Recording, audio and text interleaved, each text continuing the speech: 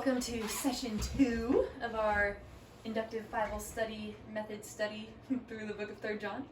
I'm just going to open us in prayer again and then we'll get going. Father, I thank you so much for your word. I thank you for just the truth it communicates, and I thank you that we get to see it with unbiased eyes. And Holy Spirit, I pray that you would come and reveal truth to us in this time, and that we would be able to learn from one another and learn from you as we go into this book. Amen. Mm-hmm. All right, so we have done some observation.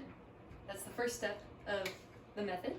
Now, before we move on to interpretation, I want to take us through a little bit of historical background. And this has been, one of the most eye-opening practices for me in doing the School of Biblical Studies. I never realized how much help it is to know about the culture of the day of the book.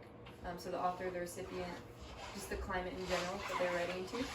The more we know about the original audience, the better we are to interpret the text. So before we move into interpretation, I do want to give us some background.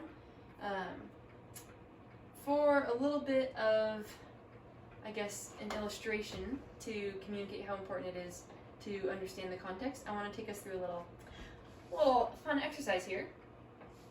I want you to look at this picture. And without any background, any context, what do you think this photo is communicating? This painting. Sorry, you can hold it however you'll be able to see it. A woman in a boat. Woman in a boat. Nice. Do you know? It's like a sad woman. Sad woman? Uh-huh. Why do you think she might be sad? And why do you think she might be in a boat? With a bunch of fancy blankets. Mm-hmm. So maybe even a wealthy woman who's sad in a boat. So you think she's wealthy? So Or you're maybe still she's- observing.